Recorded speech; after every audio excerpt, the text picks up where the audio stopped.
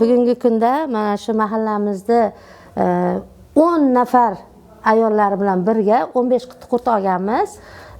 Mahallamizda ayollarini ish bilan ta'minlash maqsadida bizga berilgan imkoniyatdan samarali foydalangan holda, Xudo xolasa, qurtimizdan anchagina pilla olamiz.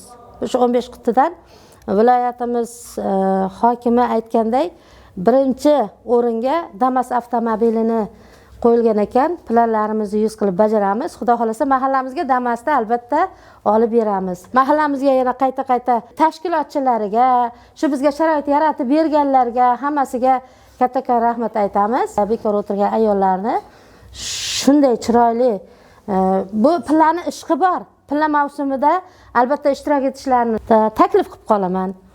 Ishsiz ayollarni ishlar bilan ta'minlab, oilamizga qo'shimcha daromad kelishiga taklif qilgani uchun rahmat. Sharoitlarimiz yaxshi, mazza pilla, qiyinchiligi yo'q. Hammani o'zi xushchaqchaq kayfiyat, yaxshi kayfiyat bilan bizni oilamizga kelayotgan daromaddan xursandmiz.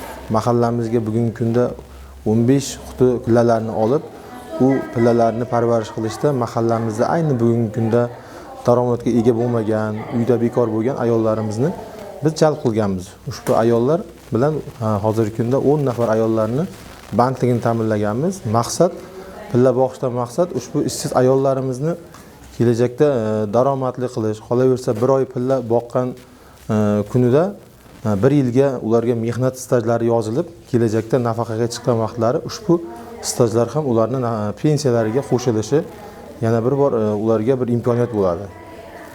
Pilla mavsumini boqish bo'yicha yurtboshimiz tomonidan chora-tadbirlar ishlab chiqilib, ularni sharoitlarini yaxshilash, ularni qo'llab-quvvatlash asosida ham pilla boqqan har bir fuqarolarga daromadlardan kelib chiqib, suda pullar ajratilishlari ham belgilab berilgan.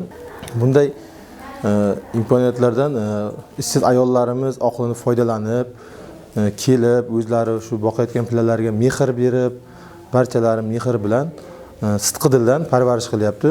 Siz ayollarimizga qulayliklarni yaratib berganmiz, issiq, sovuq, hamma sharoitlarni yaratganmiz. Hattoki bu yerda yotib vaqtinchalik dam olish sharoitlarini ham qilib berganmiz. Qolaversa, bundan keyin ham mahallamizdagi ishsiz ayollarni kasanachilik va boshqa to'qimachilik, tikuvchilik, boshqa ishlarga ham jalb qilish choralarini ko'ryapmiz. Kundan kunga biz ishsizlar sonini kamaytirib, daromadlilar sonini oshirishni oldimizga maqsad qo'yganmiz.